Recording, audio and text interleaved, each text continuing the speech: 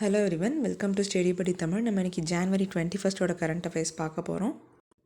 இன்றைக்கி என்னென்னலாம் பார்க்க போகிறோன்னா, there is hardly any autonomy at the panchayat level on the shifting of banks of the Ganga. Government policy model is stalling production of biodegradable plastic. Women in command roles, miscellaneous news and POQs தான் பார்க்க போகிறோம். இது நேற்று கொடுத்த கொஷின்ஸ்க்கான answer check பண்ணிக்கோங்க. நம்ம study படியில் past 5 மந்த்ஸ்க்கான current affairs magazine அவைலபிளாக இருக்குது. இதோடைய காஸ்ட் வந்து 99 rupees. இதை நீங்கள் பர்ச்சேஸ் பண்ணணும்னு நினச்சிங்கன்னா டிஸ்கிரிப்ஷனில் இருக்க நம்பருக்கு எதன் மெசேஜ் ஆர் கால் பண்ணி கேட்டு பர்ச்சேஸ் பண்ணிக்கலாம். First article, there is Hartley any autonomy at the panchayat level. So இந்த டாப்பிக்லேயே தெரியுது நம்ம டீசென்ட்ரலைசேஷன் அப்படிங்கிறது நடந்திருக்கு. பவர்ஸ் எல்லாம் வந்து செப்பரேட் பண்ணி கொடுத்துருக்காங்க. ஸ்டில் பஞ்சாயத்து லெவலில் வந்து அட்டானமி அப்படிங்கிறது ரொம்பவே கம்மியாக தான் இருக்குது. ஸோ பஞ்சாயத்து லெவலில் இருக்கவங்க சென்டர் ஆர் ஸ்டேட் கவர்மெண்ட்டை சார்ந்து இருக்க மாதிரி தான் மோஸ்ட் ஆஃப் த சுச்சுவேஷனில் இருக்குது. தனியாக அவங்களால வந்து செயல்பட முடியல அப்படிங்கிறத இந்த ஆர்டிக்கலுடைய கோர் பாயிண்ட். ஸோ என்னென்ன பிரச்சனைகள்லாம் வருது, எதனால் வந்து அட்டானமி பஞ்சாயத்து லெவலில் ரொம்ப கம்மியாக இருக்குங்கிற அந்த ரீசன்ஸ் வந்து பார்க்கலாம். Sarpanch alert that the failure of the state government to release funds in time has forced them to utilize either private resources or borrow large amount to complete panchayat activities and meet various targets. Sarpanch அந்த கிராம பஞ்சாயத்தில் இருப்பாங்க இல்லையா, அவங்க வந்து என்ன issue கம்ப்ளைண்ட்டாக சொல்கிறாங்க அப்படின்னா, ஸ்டேட் கவர்மெண்ட் வந்து ப்ராப்பர் டைமில் ஃபண்ட்ஸ் ரிலீஸ் பண்ணுறதில்ல. அதனால் அவங்க வந்து ப்ரைவேட் ஃபண்ட்ஸை சார்ந்திருக்க வேண்டியிருக்கு. இப்போ ஏதோ ஒரு ஆக்டிவிட்டி வந்து கொடுத்துருக்காங்க, ஸோ அந்த டார்கெட் வந்து கம்ப்ளீட் பண்ணணும். கரெக்டான டைமில் ஃபண்ட் ரிலீஸ் பண்ணல அப்படின்னா ஒர்க் அப்படியே பாதியிலே நிற்கும் இல்லையா. அதை கம்ப்ளீட் பண்ணுறதுக்காக சர்பஞ்ச் அந்த கிராம பஞ்சாயத்து வந்து ப்ரைவேட்டாக வந்து அமௌண்ட் பாரோ பண்ண வேண்டியிருக்கு அப்படிங்கிற ஒரு இஷ்யூ சொல்லியிருக்காங்க. Gram Panchayats remain fiscally dependent on grants, both discretionary and non-discretionary grants from the state and the Center for Everyday Activities. So ஒவ்வொரு ஒர்க்கையுமே பண்ணுறதுக்கு gram panchayat state and central கவர்மெண்ட்டை சார்ந்து இருக்க வேண்டியதுன்னு சொல்லியிருக்காங்க. இதுதான் ஃபிஸ்கலி டிபெண்ட் ஆன் கிராண்ட்ஸ். இப்போது கிராம் பஞ்சாயத்துக்கு 3 sources ஆஃப் ஃபண்டு இருக்குது. ஒன்று என்னென்னு பார்த்தீங்கன்னா, அந்த பஞ்சாயத்துலேருந்து வரக்கூடிய ரெவென்யூ, அது ஒன்று. And second one grants, state and central கவர்மெண்ட்டில் கிராண்ட்ஸ் கொடுப்பாங்க இல்லையா, அந்த கிராண்ட் சார்ந்து இருக்குது. அண்ட் தேர்ட் ஒன், ஸ்பெசிஃபிக்காக ஒரு ஸ்கீம்ஸ் இருக்கும் பஞ்சாயத்தில். இந்த ரீஜனுக்கு வந்து ஏதாவது ஒரு இஷ்யூ இருக்குன்னா அங்கே வந்து இவ்வளோ ஃபண்டு கொடுக்கலாம் அப்படிங்கிற மாதிரி இந்த 3 sourcesலேருந்து தான் கிராம பஞ்சாயத்துக்கு ஃபண்டு வருது. இப்போ ரெவென்யூ, அவங்களுக்கான ரெவென்யூ வருது தான், பட் ஸ்டில் பஞ்சாயத்து அப்படிங்கிறது ஒரு சின்ன ஏரியா தான்.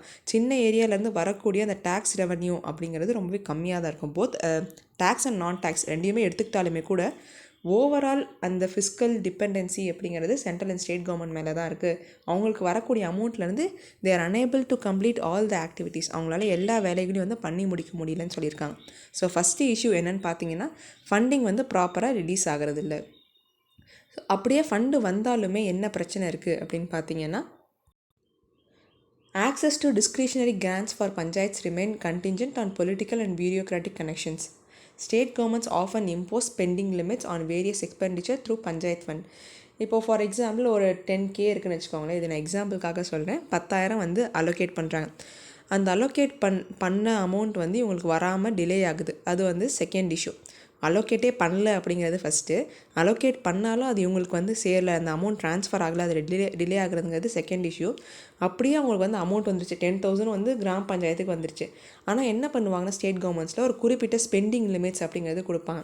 என்னென்ன மாதிரியான ஆக்டிவிட்டீஸ் அப்படின்னா, this could include quotidian activities such as purchasing posters of national icons, refreshments for visiting dignitaries, or distributing sweets in a local school at a national festivals. இந்த மாதிரி ஒவ்வொரு விஷயத்துலையும் வந்து நம்ம பண்ணக்கூடிய ஆக்டிவிட்டீஸில் நீங்கள் இவ்வளோ தான் ஸ்பெண்ட் பண்ணணும் அப்படிங்கிற ஒரு லிமிட்டேஷன் வந்து கொடுப்பாங்க. அந்த காரணமும் வந்து இருக்குது. ஸோ இது வந்து தேர்ட் ரீசன், லிமிட்டேஷன்ஸ் இன் ஸ்பெண்டிங். இப்போ வந்து 3 பாயிண்ட் பார்த்து, ஃபோர்த் பாயிண்ட் என்ன சொல்லியிருக்காங்கன்னு பார்த்தீங்கன்னா, there is a system of double authorisation for spending panchayat funds. இப்போ ஃபண்டிங் வந்து ஒதுக்கிட்டாங்க, கிராம பஞ்சாயத்துக்கு போயிட்டு அமௌண்ட்டு சேர்ந்துருச்சு அப்படின்னா, அதை நம்ம அந்த ஒர்க்கை இம்ப்ளிமெண்ட் பண்ணுறதுக்கு அத்தாரைசேஷன் இருக்குன்னா இவர் கையெழுத்து போட்டால் மட்டும்தான் அந்த பணத்தை வந்து வெளியெடுத்து பொருட்கள் வாங்க முடியும். அந்த மாதிரி இருக்கக்கூடிய இடங்களில் டபுள் அத்தாரைசேஷன் தேவையாக இருக்குது அப்படின்னு சொல்லியிருக்காங்க. முக்கியமாக பியூரோக்ராட்டிக்னுடைய இன்வால்மெண்ட் இதில் வருது. The Sarpanch and Panchayat Secretary who reports to the Block Development Officer must co-sign checks issued for payments from Panchayat Fund. So black development officer அப்படிங்கிறவங்க வந்து பியூரோக்ரஸியில் வரவங்க தானே, அவங்க மெரிட்டில் வந்திருப்பாங்க. அதாவது எக்ஸாம் எழுதி அப்பாயின்மெண்ட் அந்த மாதிரி வந்திருப்பாங்க. பட் சர்பஞ்ச் இவங்கெல்லாம் பார்த்தீங்கன்னா மக்களால் எலெக்ட் பண்ணப்பட்டவங்க. பியூரோக்ரஸினுடைய இன்வால்மெண்ட் இருக்குது, அதில் ஒரு சில டிலே ஏற்படுது. இது வந்து 4th இஷ்யூவாக இருக்குது. The ability of Sarpanch to exercise administrative control over local employees is also limited. 5th point வந்து சர்பஞ்சை பொறுத்த வரையும் இந்த லோக்கல் எம்ப்ளாயீஸ் மேலே கண்ட்ரோல் அப்படிங்கிறது ரொம்ப கம்மியாக தான் இருக்குது, அட்மினிஸ்ட்ரேட்டிவ் கண்ட்ரோல் அப்படின்னு சொல்லியிருக்காங்க. எதனால் அப்படின்னா நிறைய லோக்கல் எம்ப்ளாயீஸ்னுடைய ரெக்ரூட்மெண்ட் வந்து ஸ்டேட் கவர்மெண்ட்ஸ் தான் நடத்திட்டு இருக்காங்க. அண்ட் அது மட்டும் இல்லாமல் அவங்களுக்கு வந்து they are not elected by people அப்படிங்கிறது important. In many states, the recruitment of local functionaries reporting to the panchayat, such as village watchmen or sweepers, is conducted at the district or block level. So கவர்மெண்ட்டில் தான் வந்து conduct பண்ணிவிட்டு அவங்கள வந்து வேலைக்கு எடுக்கிறாங்க. அதனால் என்னென்னா சர்பஞ்சஸ்னால நிறைய இடங்கள்ல இந்த லோக்கல் லெவல் எம்ப்ளாயீஸை டிஸ்மிஸ் பண்ண முடியல அவங்களோட பவரை பயன்படுத்தி அப்படின்னு சொல்லியிருக்காங்க. இப்போது 5 பாயிண்ட்ஸ் பார்த்தாச்சு. The shadow of bureaucrats. Unlike elected officials at the other levels, Sarpanch can be dismissed while in office. இவ்வளோ தான் நம்ம பார்த்த பாயிண்ட்ஸ் எல்லாம் எதுக்காக அப்படின்னா அட்டானமி வந்து இல்லை பஞ்சாயத்து லெவலில் அப்படின்னு சொல்லியிருப்பாங்க. அதுக்கு என்னென்ன இஷ்யூஸ்லாம் இருக்குங்கிறத நம்ம 5 பாயிண்டில் பார்த்தோம். இப்போது அந்த பர்டிகுலர் கிராம பஞ்சாயத்தில் இருக்கக்கூடிய இந்த சர்பஞ்சுக்கு என்னென்ன இஷ்யூஸ் அப்படின்னு ஸோ இதை நம்ம அட்மினிஸ்ட்ரேட்டிவ் லெவல் அப்படின்னு வச்சுக்கலாம் இந்த 5 பாயிண்ட்ஸ். அண்ட் இதில் வந்து பர்டிகுலர் பொசிஷனில் இருக்க வரைக்கும் என்ன இஷ்யூஸ் இருக்குது. இந்த சர்பஞ்ச் இருக்காங்க இல்லையா, அவங்கள வந்து டிஸ்மிஸ் பண்ணலாம் ஈஸியாக. Gram Panchayat Act in many states have empowered district level bureaucrats, mostly district elected, to act against Sarpanch for official misconduct. இப்போ ஏதோ ஒரு கிராம பஞ்சாயத்துலேருந்து சர்பஞ்ச் வந்து மிஸ்கண்டக்ட் பண்ணுறாங்க அப்படிங்கிற பட்சத்தில் கண்டிப்பாக அங்கே இருக்கக்கூடிய டிஸ்ட்ரிக்ட் லெவல் பியூரோக்ராட்ஸ் முக்கியமாக கலெக்டர்ஸ் வந்து அவங்கள டிஸ்மிஸ் பண்ணலாம் அப்படின்னு சொல்லியிருக்காங்க. அதுக்கான எக்ஸாம்பிள் என்னென்னு பார்த்தீங்கன்னா section 37 of the Telangana Gram Panchayat act allows district collectors to suspend and dismiss incumbent sarpanch. So incumbent அப்படின்னா வேலையில் இருக்கவங்க. இப்போ கரண்ட்டாக வந்து நரேந்திர மோடி அவர் தான் வந்து பிரைம் மினிஸ்டராக இருக்காங்க. ஸோ அவர் இன்கம்பன்ட் பிரைம் மினிஸ்டர் அப்படின்னு சொல்லுவோம். அண்ட் இந்திரா காந்தி வந்து நம்ம ஃபார்மர் பிரைம் மினிஸ்டர் அப்படின்னு சொல்லுவோம். வேலையில் இருக்கிறவங்க வந்து ஏதாவது மிஸ்கண்டக்ட் பண்ணுறாங்க அப்படிங்கிற பட்சத்தில் கண்டிப்பாக அங்கே இருக்கக்கூடிய டிஸ்ட்ரிக்ட் கலெக்டர்ஸ் வந்து எதர் சஸ்பெண்ட் ஆர் டிஸ்மிஸ் கூட பண்ணலாம் அப்படின்னு சொல்லியிருக்காங்க. On what grounds can collectors act against such சர்பஞ்சஸ்? என்னென்ன விஷயத்தில் வந்து கலெக்டர்ஸ் இவங்களை சஸ்பெண்ட் ஆர் டிஸ்மிஸ் பண்ணலாம் அப்படின்னு பார்த்தீங்கன்னா அப்யூஸ் ஆஃப் பவர், எம்பசில்மெண்ட், இல்லை மிஸ்கண்டக்ட் அந்த மாதிரி விஷயங்களில் வந்து அவங்க சஸ்பெண்ட் ஆர் டிஸ்மிஸ் பண்ணலாம். அண்ட் அது மட்டும் இல்லாமல் கலெக்டர்ஸ் ஆர் கமிஷனர்ஸ் வந்து எதாவது ஆர்டர் கொடுக்குறாங்க, நீங்கள் கிராம பஞ்சாயத்தில் இந்த ஒர்க்கை செஞ்சு முடிக்கணுங்கிற ஆர்டர் கொடுக்குறாங்க, பட் அந்த ஆர்டர் வந்து மறுக்கிறாங்க அப்படிங்கிற பட்சத்துலேயும் கூட கண்டிப்பாக சஸ்பென்ஷனுங்கிறது கொடுக்கலாம்னு சொல்லியிருக்காங்க. ஸோ ஓவரால் இந்த ஆர்டிக்கல் வந்து என்ன சொல்லியிருக்காங்கன்னா பஞ்சாயத்து லெவலில் ஆட்டானமி ரொம்பவே கம்மியாக தான் இருக்குது அப்படிங்கிறத சொல்லியிருக்காங்க. அதை சப்ஸ்டான்ஷியேட் பண்ணுற மாதிரி ஒரு 5 பாயிண்ட். அட்மினிஸ்ட்ரேட்டிவ் லெவலில் என்னென்ன பிரச்சனை இருக்குது, ஃபஸ்ட்டு ஃபண்ட் அலோகேஷன் சரியாக இருக்கிறது இல்லை, அப்படியே அலோகேஷன் இருந்தாலும் அது ட்ரான்ஸ்ஃபர் ஆகிறதுக்கு டிலே ஆகுது, அண்டு அந்த அமௌண்ட் வந்து சேர்ந்ததுக்கப்புறமே அதில் ஸ்பெண்டிங் லிமிட்ஸ் அப்படிங்கிறத வச்சுருக்காங்க. அண்டு ஸ்பெண்டிங் லிமிட்ஸ் மட்டும் இல்லாமல் அதை இம்ப்ளிமெண்ட் பண்ணுறதுக்கு நிறையா பியூரோக்ராட்டிக்னுடைய கன்கரன்ஸ் தேவைப்படுது, அவங்களுடைய சிக்னேச்சரும் தேவைப்படுற மாதிரி இருக்குது. And 5th point, local employees மேலே பெரிய அளவு கண்ட்ரோல் இல்லை அப்படின்னு சொல்லியிருக்காங்க. ஸோ இதெல்லாம் வந்து அட்மினிஸ்ட்ரேட்டிவ் லெவலில் இருக்கக்கூடிய இஷ்யூஸாக இருக்குது. அண்ட் கிராம பஞ்சாயத்தில் இருக்கக்கூடிய சர்பஞ்சுக்கு என்னென்ன இஷ்யூஸ் இருக்குது அப்படிங்கிறதான் லாஸ்ட்டில் இருக்கக்கூடிய அந்த ஒரு பேராகிராஃபில் பார்த்தோம். Next article on the shifting of banks of the Ganga. So Gangai நதியினுடைய அந்த ரிவர் கோர்ஸ் இருக்கும் இல்லையா, அது வந்து ஷிஃப்ட் ஆகிட்டு இருக்குது அப்படின்னு சொல்லியிருக்காங்க. நம்ம ஜியாகிரஃபியில் வந்து படிச்சிருப்போம் மியாண்டர்ஸ் அப்படின்னு சொல்லிட்டு. இப்போது ரிவர் வந்து இந்த மாதிரி போயிட்டுருக்கு அப்படின்னா இந்த ஒரு இடத்துல வந்து எரோஷன் நடக்கும், இன்னொரு இடத்துல வந்து டெபாசிஷன் நடக்கும். இந்த மாதிரி ஒரு கிட்டத்தட்ட ஸ்னேக் மாதிரின்னு வச்சுக்கோங்களேன், இதை நம்ம மியாண்டர்ஸ் அப்படின்னு சொல்லுவோம். இல்லை இந்த டெர்மினாலஜி வரனால முன்னாடியே மியாண்டர்ஸ் அப்படின்னு என்னென்னு சொல்லிட்டேன். Erosion along the banks of the river has left hundreds of people homeless in West Bengal. Reports from Murshidabad and Malda district on the changing topography and challenge it poses. West பெங்காலில் பார்த்தீங்கன்னா நிறைய இடங்கள்லேருந்து erosion நடந்துகிட்ருக்கு. So அவங்க ஏற்கனவே வீடு இருந்தவங்களாம் அந்த இடத்த விட்டு மற்ற இடங்களுக்கு போகிற மாதிரி ஆகிடுது. இப்போ கோஸ்டல் ரீஜன்லாம் பார்த்தீங்கன்னா சுனாமி அந்த மாதிரி பிரச்சனைகள்லாம் வர பட்சத்தில் அங்கே இருக்கக்கூடிய ஃபிஷர்மென் வந்து வேறு இடங்களுக்கு போவாங்க இல்லையா, அதே மாதிரி தான் என்னென்னா ரிவர்லேயும் இந்த பிரச்சனை இருக்குது. எரோஷன் அப்படிங்கிறது அதிகமாக வந்து நடந்துகிட்ருக்கு, முக்கியமாக வெஸ்ட் பெங்கால் ஸ்டேட்டில் அப்படின்னு சொல்லியிருக்காங்க. Describe the erosion of the Ganga both upstream and downstream of the Farakka barrage as anthropogenically induced erosion. So இந்த கங்கா, பிரம்மபுத்ரா, மேக்னா டெல்டா, இந்த 3 ரிவர்ஸ்னுடைய டெல்டாவை சொல்கிறாங்க. இதில் என்ன ஆயிடுச்சு அப்படின்னா ஆந்த்ரோபோஜெனிக் ஃபேக்டர்ஸ்னால எரோஷன் நடக்குது. ஸோ நம்ம ஹியூமன்ஸ்னால பண்ண வேலையில் தான் இந்த எரோஷன் நடந்துகிட்ருக்கு, இது வந்து நேச்சுரலாக நடக்கக்கூடியது கிடையாது அப்படின்னு சொல்லியிருக்காங்க. He explains that the rivers of Ganga, Brahmaputra, Meghna delta have a tendency to oscillate and erode in an area which is called the meander belt. Meander சொன்னேன் இல்லையா, ஸோ ஒரு இடத்துல வந்து எரோட் ஆகும், இன்னொரு இடத்துல டெபாசிட் ஆகும், அப்படியே பாம்பு மாதிரி அந்த ரிவர் கோஸ் அப்படிங்கிறது போயிட்டே இருக்கும். அந்த மியாண்டா ஃபார்மேஷன் வந்து இன்டரப்ட் ஆயிடுச்சு due to the construction of Farakka barrage. இந்த பிக்சரில் பார்த்தா உங்களுக்கு தெரியும். ஸோ இந்த இடத்துல வந்து கன்ஸ்ட்ரக்ஷன் இருக்குது இல்லையா, அதனால தான் அதோட இந்த ரிவர் கோர்ஸ் வந்து கொஞ்சம் கொஞ்சமாக சேஞ்ச் ஆக ஆரம்பிச்சிச்சு. அந்த எரோஷன் அதெல்லாமே சேஞ்ச் ஆகிடுச்சு. இதை பில்ட் பண்ணது யார்? ஹியூமன்ஸ் தானே. அதனால தான் இந்த ஆந்த்ரோபோஜெனிக்கலி இன்டியூஸ்ட் எரோஷன் அப்படின்னு சொல்கிறாங்க. The primary objective of the Farakka barrage project was to divert an adequate quantity of Ganga water to the Bhagirathi-Hooghly river system through a 38.38 km long feeder canal for preservation and maintenance of Kolkata port by improving navigability. இப்போது இந்த Farakka barrage வந்து எதுக்காக கட்டியிருக்காங்க அப்படின்னு பார்த்தீங்கன்னா, இந்த ஹூக்லி இருக்கு இல்லையா, இந்த ரிவர் ஸ்ட்ரீமுக்கு நம்ம குறிப்பிட்ட அளவு அனுப்பணும், கொல்கத்தா போர்ட்டில் வந்து நிறைய தண்ணி இருக்க மாதிரி நம்ம பார்த்துக்கணும் அப்படிங்கிறதுக்காக தான் இந்த ரிவர் ஃப்ளோ சேஞ்ச் பண்ணுறதுக்காக ஃபராக்கா பேரேஜை கட்டியிருக்காங்க சொல்லியிருக்காங்க. இந்த செடிமெண்ட் டெபாசிஷன் அப்படிங்கிறது ஜெனரலாக கங்கா ரிவரில் எவ்வளோ இருக்குன்னு பார்த்தீங்க அப்படின்னா 736 to 800 மில்லியன் டன்னஸ் ஆனுவலி வந்து அந்த செடிமெண்ட் லோடை கேரி பண்ணுது இந்த river. The sediment load carried annually by the Ganga has been estimated to be around 736 to 800 million tonnes அப்படின்னு சொல்லியிருக்காங்க. ஸோ இது வந்து ரொம்பவே அதிகமான அமௌண்ட் தான். இப்போது எரோஷன் அப்படிங்கிறது நடக்குது அப்படின்னா கண்டிப்பாக டெபாசிஷன் அப்படிங்கிறது கண்டிப்பாக நடக்கும். பிகாஸ் ஒரு இடத்துல இருந்து மண் வந்து மூவ் ஆகுது, எங்கேயாவது ஒரு இடத்துல போய் செட்டில் ஆகி தான் ஆகணும். அப்படிங்கிறப்ப எரோஷன் அண்ட் டெபாசிஷன்ங்கிறது ஒரு சைமல்டேனியஸ் ஆக்டிவிட்டி. எரோஷன் நடக்குது அப்படின்னா நம்ம இன்னொரு விஷயத்தையும் வந்து தெரிஞ்சுக்கணும். Simultaneously deposition is also occurring in some other place. இப்போது இந்த இடத்துல என்ன சொல்லியிருக்காங்கன்னு பார்த்தீங்கன்னா, இப்போது இதான் வந்து ரிவர் ஸ்ட்ரீம்னு வச்சுக்கோங்களேன். இந்த ரிவர் ஸ்ட்ரீமில் லெஃப்ட் ஹேண்ட் சைடில் வந்து எரோஷன் ஆகிட்டே இருக்குது அண்ட் நிறைய மண் வந்து ஒரு குறிப்பிட்ட இடத்துல டெபாசிட் ஆகிடுது. இந்த டெபாசிஷனால் ரிவரின் ஐலாண்ட்ஸ் ஏகப்பட்டது உருவாக ஆரம்பிக்குதுன்னு சொல்லியிருக்காங்க. ஸோ ரிவரின் ஐலாண்ட் அப்படின்னா சுற்றி வந்து ரிவர் இருக்கும், அந்த நடுவில் அந்த லேண்ட் பிளேஸ் இருக்கும், அதான் ரிவரின் ஐலாண்ட் அப்படின்னு சொல்லுவாங்க. நம்ம மஜோலி கூட பார்த்துருப்போம் இல்லையா அசாமில், அதுவும் ஒரு ரிவரின் ஐலாண்ட் தான். இந்த மாதிரி டெபாசிஷனால் ரிவரின் ஐலாண்ட்ஸ் உருவாகுது. எப்படி பார்த்தாலுமே எரோஷன் அண்ட் டெபாசிஷன் ரெண்டு காரணத்தினாலுமே மக்களுக்கு வீடு இல்லாமல் போகுது அப்படிங்கிறது அந்த ஆர்டிக்கலுடைய கோர் பாயிண்ட்டாக இருக்குது. பிகாஸ் இப்போ எரோஷன் நடக்குது அப்படின்னா கண்டிப்பாக அவங்களால வீடெல்லாம் அங்கே வைக்க முடியாது. டெபாசிஷன் வந்து இப்போ தான் கொஞ்சம் கொஞ்சமாக அந்த ரிவரின் ஐலாண்ட் உருவாக ஆரம்பிக்குது. அது வந்து அந்த அளவுக்கு ஸ்டேபிளாக இருக்குமான்னு கேட்டால் வந்து கிடையாது. ஸோ அந்த இடத்துல வந்து மக்கள் போய் இருக்க முடியாத காரணத்தினால in both the cases people are going homeless in west Bengal அப்படின்னு சொல்லியிருக்காங்க. ஸோ இதை வந்து பிக்சரிஸ்டிக்காக பார்த்துக்கோங்க. ஃபராக்கா பேரேஜ்லேருந்து இந்த ஹூக்லி ரிவருக்கு வந்து டைவர்ட் பண்ணி விட்றாங்க. எதனால் அப்படின்னா கொல்கத்தா போர்ட்டுக்கு வந்து அந்த நேவிகபிலிட்டிக்காக தண்ணி வேணும்னு சொல்லிட்டு பண்ணுறாங்க.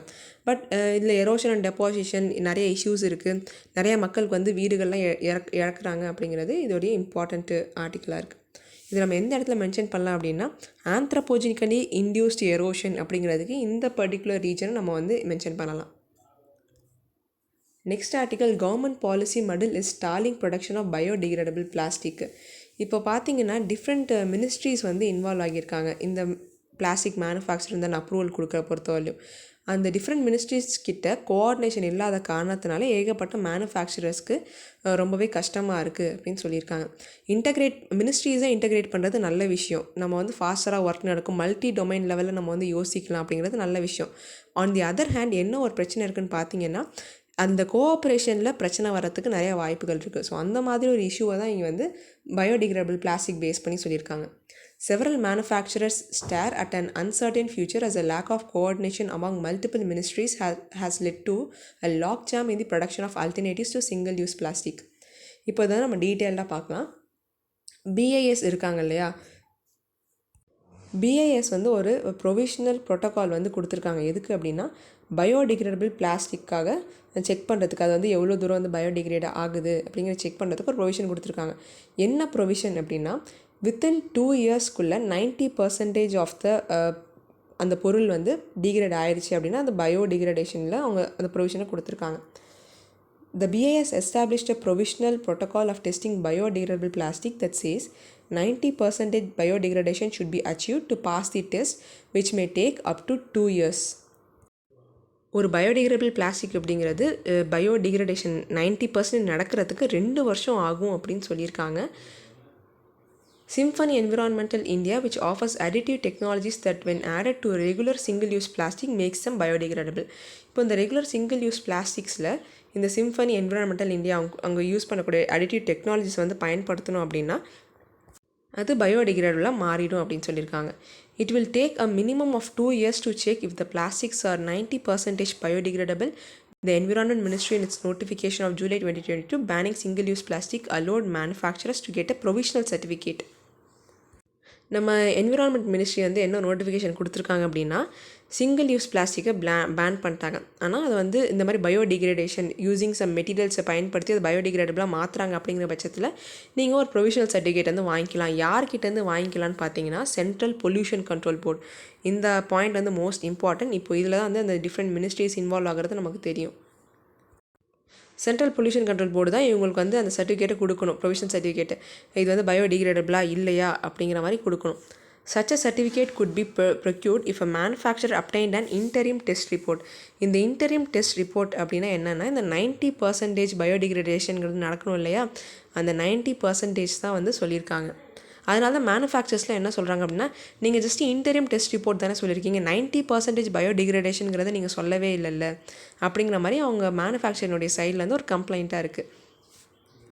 The CPCB does not create the standards or the rules. As long as the CPET can say that the tested product is biodegradable, it can give the certificate. So CPET வந்து டெஸ்ட் பண்ணி அது பயோடிகிரேடபிள்னு சொன்னால் CPCB அந்த particular certificate, provisional certificate வந்து provide பண்ணுவாங்க. But CPET வந்து சொல்லிட்டாங்க இது வந்து இந்த ப்ராடக்ட் ஜஸ்ட் 5% டிகிரேட் ஆகியிருக்கு, இல்லை 10% டிகிரேட் ஆகிருக்கு அப்படின்னு சொன்னாங்கன்னா CPCB வந்து அவங்கள அசியூம் பண்ணிக்கிட்டு எந்த ஒரு சர்டிஃபிகேட்டும் கொடுக்க முடியாது. இதில் யார் யார் இன்வால்வ் ஆகியிருக்கான்னு பார்த்தீங்கன்னா, BIS வந்து ஒரு ப்ரொவிஷனை கொடுத்துருக்காங்க. CPET தான் வந்து இதை செக் பண்ணி பயோடிகிரேடபிளாக இல்லையான்னு சொல்லுவாங்க. அண்ட் இதை அப்ரூவ் பண்ணுறது யாருன்னு பார்த்தீங்கன்னா CPCB. இந்த 3 பேருனுடைய இன்வால்வ்மெண்ட்டும் இதில் இருக்குது. இதில் ஒரு சில அந்த மடில்னஸ் இருக்க காரணத்தினால உங்களுடைய ப்ரொடக்ஷன் வந்து குறைஞ்சி போகுது அப்படின்னு மேனுஃபேக்சரர் சொல்லியிருக்காங்க. So compostable, biodegradable, oxo biodegradable அப்படின்னு என்னென்னு பார்க்கலாம். கம்போஸ்டபிள் அப்படின்னா அந்த பர்டிகுலர் ப்ராடக்ட் வந்து it will break down into biomass, carbon dioxide and water அந்த மாதிரி வந்து சேஞ்ச் ஆகும் at a rate similar to other organic matter என்ன கம்போஸ்டிங் சிஸ்டம். ஸோ மற்ற ஆர்கானிக் மேட்டர் வந்து எந்த அளவு ஃபாஸ்ட்டாக பிரேக் ஆகுதோ அதே மாதிரி இந்த பொருளும் கம்போஸ்ட் ஆகும் அப்படின்னு சொல்லியிருக்காங்க. அண்ட் பயோடிகிரேடபிள் பொறுத்தவரையும் பார்த்தீங்க அப்படின்னா, ஸோ அந்த பர்டிகுலர் திங்ஸ் மேலே மைக்ரோ ஆர்கானிசம்ஸ், பாக்டீரியா, பயோ அப்படின்னு பேர் வரும்போது தெரியுது இல்லையா, கண்டிப்பாக லிவிங் ஆர்கானிசம்ஸ் இன்வால்வ் ஆகியிருக்கும். அதனுடைய ஆக்ஷனால் பிரேக் டவுன் நடக்குது. அண்ட் ஆக்ஸோ பயோடிகிரேடபிள் அப்படின்னா என்னென்னா, ஸோ அதே மாதிரி பயாலஜிக்கல் ஆர்கானிசம் இன்வால்வ் ஆகும், but it will break down into smaller pieces due to heavy metals or other catalyst. அதனால் வந்து டிகிரேட் ஆகிறது ஆக்ஸோ பயோடிகிரேடபிள் அப்படின்னு சொல்லுவாங்க. Next, breaks down within 180 days in a commercial composting facility. ஒரு commercial composting facility இருக்குது அப்படிங்கிற பட்சத்தில் 180 daysக்குள்ளே அது வந்து பிரேக் டவுன் ஆகிரும். அண்ட் பயோடிகிரேடபிள் ப்ராடக்ட்ஸ் பார்த்தீங்கன்னா it takes a long time. ஜென்ரலாகவே ஏன்னா என்விரான்மெண்ட்டை தான் டிஸ்போஸ் பண்ணுறோம், அதனால் அது டிகிரேட் ஆகிறதுக்கு நிறைய நாட்கள் ஆகும். May take a long time to break down and may never completely biodegrade. இது வந்து இம்பார்ட்டன்ட், பிகாஸ் இது வந்து நிறையா டைம் எடுத்துக்கலாம் பிரேக் டவுன் ஆகிறதுக்கு. ஆனால் அது கம்ப்ளீட்லி பயோடிகிரேடபிள் கிடையாது. Leaves no visible or toxic residue. எந்த ஒரு டாக்ஸிக் ரெசிடியூ வந்து விடாது, அந்த ரிமைனிங்காக இருக்காது. பயோடிகிரேடபிளில் வந்து இருக்கிறதுக்கு வாய்ப்பு இருக்குது. இன்கேஸ் டாக்ஸிக் சப்ஸ்டன்ஸ் வந்து பிரேக் டவுன் ஆனால் நான் டாக்ஸிக்காக மாறிடும். அந்த மாதிரி சப்ஸ்டன்சஸ்லாம் வந்து பிரேக் டவுன் ஆகாமல் இருந்துச்சு அப்படின்னா டாக்ஸிக் ரெசிடியூஸ் கொஞ்சம் இருக்கும். Leaves heavy metals or other toxins இந்த soil and environment. Heavy metals or other toxins வந்து கண்டிப்பாக சாயிலில் இருக்கும். Next article, women in command roles. நம்ம வந்து ஆல்ரெடி மிஸ்லினியஸ் நியூஸில் பார்த்துருப்போம். கிட்டத்தட்ட 108 ஆஃபீஸர்ஸ் வந்து கர்னல் ரேங்க்குக்கு அப்லிஃப்ட் பண்ணியிருக்கதை நம்ம பார்த்துருப்போம். ஸோ அதை பற்றி தான் இந்த ஆர்டிக்கலில் நம்ம டீட்டெயிலாக பார்க்கலாம். முன்னாடியிலேருந்து ஹிஸ்டாரிக்கல் டைம்லேருந்து எப்படி இந்த ஆர்மி, நேவி, ஏர்ஃபோர்ஸ்லலாம் விமனுடைய பார்ட் இருந்திருக்கு அண்ட் எப்போ வந்து விமன் இண்டக்ஷன் கொண்டு வந்தாங்க அதுதான் வந்து பார்க்க போகிறோம். Women were inducted in the army as early as 1992. So why did their colonel promotion come so late? So எப்போ ஃபர்ஸ்ட் டைம் வந்து விமன் இண்டக்ட் பண்ணாங்க ஆர்மிலன்னு பார்த்தீங்கன்னா 1992 வந்து கொண்டு வந்தாங்க. So women officers who are inducted into army were as a short service commission. So ஒரு short service commission ஆஃபீஸர்ஸை தான் வந்து இனிஷியலாக 1992 கொண்டு வந்தாங்க. அவங்கள வந்து பெர்மனன்ட் கமிஷனில் கொண்டு வரத்துக்கு அலோவ் பண்ணலை. JAG and Army Education Corps were exceptions where a permanent commission was opened for them in 2008. 2 இடங்கள் தவிர அவங்களுக்கு மிச்சம் எல்லா இடங்கள்லையுமே ஷார்ட் சர்வீஸ் கமிஷன் தான் கொடுத்துருந்தாங்க. ஒரு குறிப்பிட்ட நாள் வரைக்கும் தான் இருக்க முடியும். அண்ட் அதுக்கப்புறம் பார்த்தீங்கன்னா அவங்க பெர்மனன்ட் கமிஷனுங்கிறது கிடையாது. எங்கே மட்டும் அவங்க பெர்மனன்ட் கமிஷன் கொடுத்துருந்தாங்கன்னு பார்த்தீங்கன்னா army education corps and JAG இந்த 2 இடங்கள் தான் பெர்மனன்ட் கமிஷன் கொடுத்துருந்தாங்க. ஜென்ரலாக ஒருத்தவங்க வந்து கேர்னலாக ஆகணும், அந்த ரேங்க் ஆஃப் கேர்னலுக்கு வந்து வரணும்னு நினச்சாங்கன்னா அவங்களுடைய சர்விங் பீரியட் 16 to 18 இயர்ஸ் இருக்கணும். பட் ஷார்ட் சர்வீஸ் கமிஷனில் இருக்கனால இந்த இயர்ஸை விமனால் மோஸ்ட்லி ரீச் பண்ண முடியாது. அதுக்கு முன்னாடியே வந்து அவங்க ரிட்டையர் ஆகிடுவாங்க. அந்த காரணங்களால் தான் they were unable to get the rank colonel அப்படின்னு சொல்லியிருக்காங்க. பட் இப்போ என்ன ப்ரொவிஷன் கொடுத்துருக்காங்க அப்படின்னா விமன் வந்து கர்னல் ரேங்க்குக்கு வந்து வரலாம், யார் யாருக்கெல்லாம் விருப்பம் இருக்கோ அவங்க வரலாம் rather than retiring. For other arms and services, women could not become permanent cadre and had to retire much before they had completed the service period. So இதான் வந்து இம்பார்ட்டன்ட். 16லேருந்து 18 வருஷம் வந்து அவங்க சர்வீஸில் இருந்தால் மட்டும்தான் அவங்களுக்கு அந்த கர்னல் ரேங்க் அப்படிங்கிறது கொடுக்கப்படும். பட் அதுக்கு முன்னாடியே வந்து விமன் ரிட்டையர் ஆயிடுவாங்க. அப்போ என்ன ஆகும், அவங்களுக்கு வந்து அந்த சர்வீஸ் பீரியடுக்கான வந்து சர்வீஸ் பீரியட் அச்சீவ் பண்ண முடியாது. அல்டிமேட்லி அவங்களால அந்த ரேங்க்கும் வாங்க முடியாமல் போயிடும். What did the supreme court say in it's order 2020? So அவங்களோட சுப்ரீம் கோர்ட் வந்து 2020 ஆர்டரில் என்ன சொல்லியிருக்காங்க அப்படிங்கிறத பார்க்கலாம். ஸோ 2019 தான் ஃபஸ்ட்டு என்ன பண்ணாங்கன்னா ஆர்மி வந்து அவங்களோட ரூல்ஸை சேஞ்ச் பண்ணாங்க. இந்த மாதிரி எஸ்எஸ்சி விமன் ஆஃபீஸர்ஸ் வந்து பெர்மனன்ட் கமிஷனுக்கு ஆப்ட் பண்ணால் நீங்கள் கண்டிப்பாக பண்ணலாம் அப்படிங்கிற மாதிரி ஒரு ப்ரொவிஷன் கொடுத்துருந்தாங்க. அல்டிமேட்லி 2020 சுப்ரீம் கோர்ட் அவங்களோட லேண்ட்மார்க் ஜட்ஜ்மெண்ட்டை கொடுத்துருப்பாங்க. என்னென்னு பார்த்தீங்கன்னா விமன் ஆஃபீஸர்ஸ்க்கு நீங்கள் பெர்மனன்ட் கமிஷன் வந்து கிராண்ட் பண்ணலாம் அப்படிங்கிற ஒரு ஜட்ஜ்மெண்ட்டை 2020 கொடுத்துட்டாங்க. What exactly does commanding a unit of the army mean? So ஒரு கமாண்டராக இருக்கிறதுக்கு வந்து எப்படி இருக்கும் அப்படிங்கிறத அடுத்த பாயிண்டில் பார்க்கலாம். Once promoted to colonel and officer is eligible to command troops directly in the army which is an acknowledgement of the leadership qualities of the officer. So ஒருத்தர் வந்து கர்னல் ஆகுறாங்க அப்படின்னா ஆர்மியில் வந்து நிறைய ஸ்குவாட்ரன்ஸ் அண்ட் தென் பிளட்டூன்ஸ் அந்த மாதிரி டிஃப்ரெண்ட்டாக சொல்லுவாங்க. கர்னல் ஆனதுக்கப்புறம் அந்த கமாண்ட் ட்ரூப்ஸ் வந்து நம்ம டைரெக்டாக வந்து கமாண்ட் பண்ணலாம். மற்ற பொசிஷனை கம்பேர் பண்ணும்போது இதில் வந்து ஹை கமாண்டிங் பவர் இருக்குன்னு வச்சுக்கோங்களேன். It shows the leadership qualities. It is considered a coveted appointment because in no other rank, including higher ranks like brigadier or major general, does an officer interact directly with the troops on the ground. So அவங்க brigadier, major general இதெல்லாமே பெரிய ரேங்க்ஸாக இருந்தாலுமே kernel அளவுக்கு on ground troops கூட டைரெக்டாக interact பண்ண முடியாது அப்படிங்கிறதான் இந்த கர்னலுடைய ஸ்பெஷாலிட்டியாக இருக்குது. So what about the Indian navy and Indian air force? இப்போ வந்து ஆர்மியில் பெர்மனன்ட் பொசிஷன் கொடுத்துட்டாங்க. நேவிலையும் ஏர்ஃபோர்ஸ்லையும் என்ன மாதிரி இருக்குது விமனுடைய சுச்சுவேஷன்? அவங்க வந்து பெர்மனண்ட் கமிஷனில் இருக்காங்களா அப்படின்னு கேட்டால் வந்து இருக்காங்க. நேவியில் எல்லா பிரான்ச்சஸ்லையுமே women are allowed for the permanent commission. And ஏர்ஃபோர்ஸ்லையும் கூட பார்த்தீங்க அப்படின்னா எல்லா பிரான்ச்சஸ்லையுமே அவங்களுக்கான அந்த பெர்மனன்ட் கமிஷனுங்கிறது கொடுத்துருக்காங்க. ஃபைட்டர் ஸ்ட்ரீம் ஆகட்டும் இல்லை நியூ வெப்பன் சிஸ்டம் பிரான்ச் ஆகட்டும் எல்லாத்துலேயும் permanent commission based on the eligibility and vacancies விமனுக்கு ப்ரொவைட் பண்ணிகிட்ருக்காங்க.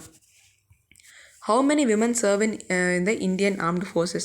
மொத்தமாக நம்மளுடைய இந்த டை ஃபோர்ஸஸ் இருக்கு இல்லையா, அதில் ஒவ்வொன்றிலையும் இந்தியன் விமன் எவ்வளோ பேர் இருக்காங்க நம்பர்ஸில் கொடுத்துருக்காங்க. The Army being the largest of the 3 services has the highest number of women officers at 1705.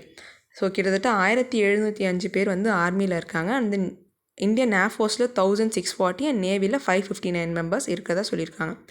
நம்ம ரீசெண்டாக கூட ஆர்டிக்கலில் பார்த்துருப்போம், இந்த மாதிரி சவுத் சூடான் கிட்ட அந்த பார்டரில் ஒரு இஷ்யூ இருக்கும்.